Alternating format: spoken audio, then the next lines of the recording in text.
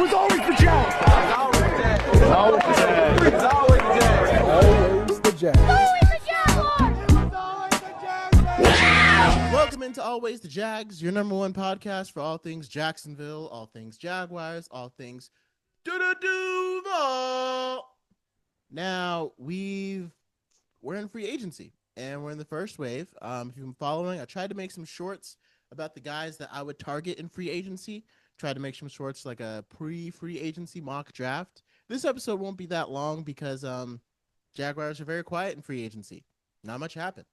So I'll try to spend we'll just talk about what the Jaguars did and, more importantly, didn't do, more than likely, and some of the other free agent moves that will end up impacting us as a team because, we're in the NFL. We're going to play these guys in a few weeks. So first up, the Jaguars pretty much just stuck to re-signing our own guys, right? Dennis Gardeck is coming back. We got Quintin Morris back. A couple of kind of backup role player guys. I wasn't sure that Gardeck was going to come back. So it looks like he came back on a team-friendly deal. The biggest one we passed out was to Montaric Brown, who came back for 3 years over $33 million over 3 years, so about 11 per year. Good deal for him. If he hit free agency, I heard that teams were looking at getting him 12 to 15. So I don't necessarily have an issue with us re-signing Montaric Brown because he's a great player and it's a cool story, and he's very good in zone, and I think he'll probably compete and potentially be our number 2 cornerback next year, even over Etienne Jones. My only concern is just the money that we earmarked for him. Again, if I was looking in the draft and I was looking for, okay, is it possible to replace these guys based upon who I'm going to sign? I don't think it was possible to replace Etienne and Devin Lloyd. I don't think there's a running back as fast as Etienne, and I don't think there's a linebacker with the coverage skills that Devin Lloyd has. So if I'm comparing that to Montaric Brown, and I thought we could have replaced him with Traden Stukes, who's a guy we can pick up in the 3rd round, who's also phenomenal zone corner, and he can compete to be the number 2 with Etienne Jones. Now, it might be that Etienne Jones isn't as good in zone, so they kind of needed someone who, because I think Etienne prefers to play press man, but I'm not entirely sure. Now, maybe they needed someone who really knows the system and is really ready to go in, and but again, they were okay with letting Lloyd go and Etienne go. So it's not like I'm saying Brown was, again, it might have just been based upon how much they ended up getting paid. But to me, I can't look at Brown and say he's the same priority as Etienne and Devin Lloyd, right? It's just not, to me, it's not on the same level as to who I'm going to prioritize getting those deals done. So still pretty team-friendly deal. They say he could have gotten as much as 15 on the open market. But with him, off, Jamel Dean's number is going to go up there's not a lot of cornerbacks in the market. So this would have been a good time to test free agency if you were a cornerback. So, like I said, small deals. I'm not sure if we got Andrew Wingard back, but like I said, we re-signed a lot of kind of role-playing guys, and a lot of people are expecting us to extend Parker Washington and potentially even Brenton Strange. There's a chance that the Jaguars could be playing the comp pick game, right? Because again, the Ravens have been playing it for years, and that's how their team has stayed so competitive for such a long time, because you notice the Ravens rarely ever sign anyone in free agency. And everyone who was on the Ravens gets signed to massive deals. The Ravens lose players in free agency literally seemingly every single free agency cycle.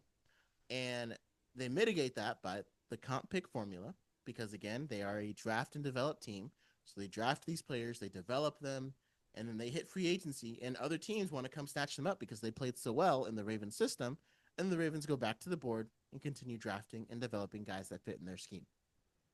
So obviously the best way for us to be a long-term success team is to draft and develop. And to do that, you're going to have to lose some guys, and you're going to have to replace some guys. We're in year 1. I don't necessarily know if we're there yet, right? And so it's you kind of have 2 options. You can either go the Ravens route and play the comp pick games so that we always have some cap space and that balancing who you keep and who you don't because you can't keep everybody. Or you can play the Saints game where you just keep kicking the can down the road and be in salary cap hell. And guess who the Saints just signed? Travis Etienne. It's the cap space when it comes to the things that the Saints are able to do. I'm what is the cap space limit? Like, what does it even do? Because the Saints, every single year, they are always negative by multi-millions, and they somehow come away with whatever they want. Now, they've had to cut some guys and trade some guys and move some contracts, but it doesn't really feel like the Saints ever have cap space, and yet they always can make moves. So you can kind of go one or two ways with that. So I don't necessarily think that the Jaguars, want to be in salary cap hell every single year. I mean, we were negative this year, but all it takes is a couple restructures and a couple releases, and suddenly everyone's back in the green. So those are my thoughts. So yeah, I'm a little overall. I probably say disappointed. I think James Gladstone has done enough for me to trust in him, but I'm also like, I mean, I know we got to keep our offense going, right? But out of guys who started making like when we brought in guys and they made an impact, like they got extended. Cole Van Lannon, Jacoby Myers, both of them immediate impacts, and we extended them. And I think James Gladstone knew that between Jacoby Myers, Devin Lloyd, and Travis Etienne, he was probably going to be able to extend one. But I still look at the way Devin played throughout the year, and you could argue that without him, there's a couple of games we don't win. Do we beat the 49ers without Devin Lloyd? You could argue we don't even beat them without Travis Etienne because of that long touchdown run. Do we beat the Chiefs without Devin Lloyd? 99-yard pick six, 14-point flip. I mean, it took the whole team, right? But I'm like, if you remove some of his plays, because he had 2 picks against the 49ers. He kept getting turnovers. And so Nakobe Dean ended up signing with the Las Vegas Raiders, so we can't really pick him up to replace Devin Lloyd, and he was my target if we lost Devin Lloyd. So again, I mean, I look at the games that we played this year, and it's hard for me to be like, Montaric Brown impacted this game more than Devin Lloyd or Travis Etienne did. And hopefully our team can be just as competitive and even better, right? Because you always want to get better every single year. But the road is definitely going to be tougher. Our schedule is, we have a first place schedule, and we're going to be missing some key pieces. And who's the linebacker that's going to step up and be able to cover the way Devin Lloyd did? Ventrell Miller, Jack Kaiser. Are we drafting a guy? So now we need, in the 3rd round, now we need to take a linebacker and a running back. Kind of makes me think we should have just worked out the numbers and kept them. Now, I'm also not sure if how James Gladstone feels about Trayvon Walker and if he wants to keep him or not, because that's an extension that would have to come due at some point. Again, if you ask me, I'd rather have Etienne and Devin Lloyd than Trayvon Walker, especially when you consider that Trayvon Walker is probably going to get or command what Etienne and Devin Lloyd get combined, right? Like, again, just from this season, I look at game-changing plays. Devin Lloyd and Travis Etienne are making them. Now, Trayvon Walker is a steady force in the run game, right? So it's hard to be like, it's not as flashy, right? Because he's always, like, teams can't run against us, and that's largely because of Trayvon Walker. So it's not like a flashy thing. But at the same time, again, if I'm looking for game changers, playmakers, we just let 2 walk out the building. And so, I mean, I believe it's obviously not what I wanted and probably not what most Jags fans wanted. James Gladstone has shown us enough to give him a little bit of grace, right? He's shown enough. But let's see what happens.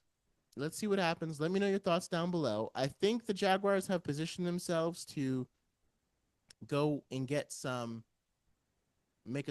a splash signing, but add like a Calais Campbell or a Bradley Chubb when we get to like the second wave of free agency. Now that a lot of the big names have just fallen off, Trey Hendrickson ended up going to the Ravens after they dropped out of the Max Crosby trade, which was crazy. So let me know what you think. And also let me know about this trade idea, because I heard it floated around and I've been thinking about it too. So obviously Max Crosby is like the kind of game record game changer that every team would want. So Jaguars fans, on the clip with this. Max Crosby, would you offer the Raiders Trayvon Walker, Brian Thomas Jr., and a 2026 third-round pick in exchange for Max Crosby, because his value has dipped a little bit after all this nonsense? Or would you offer him Trayvon Walker and a 2026 second round pick, and maybe a depth piece somewhere in exchange for Max Crosby? Or would you say no deal at all? He's not coming to Duval? Because obviously the Raiders could use a guy like Brian Thomas Jr. And as much as I love Brian Thomas Jr., I do think Travis Hunter can easily play our third wide receiver. And I think Parker Washington has stepped up to the plate as well. And I think if that's the cost for getting Max Crosby, I would do it, because he may not be just as good against the run as Trayvon Walker, but he's pretty close. And just the sacking presence and him next to Josh Hines-Allen, that would be the kind of superstar move that would be like, oh, the Jaguars are for real. So, and in that case, I would forgive the Travis Etienne and the Devin Lloyd, because you also have to make cap space to take on Crosby's contract for the next few years.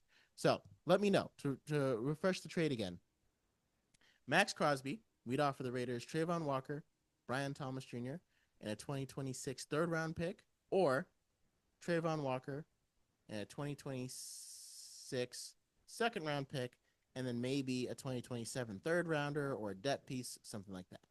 Let me know your thoughts. Let me know your thoughts on that trade. Let me know your thoughts on the losing Travis Etienne and Devin Lloyd. And who else do you think we should target in free agency? Are there any guys that you're looking at? And never forget, it was always the Jags. Thank you so much for watching Always the Jags. Make sure you like and subscribe down below. Check out some of these other videos that I'm sure you'll be interested in as we chase Duval greatness. Thank you for joining us again, and until next time.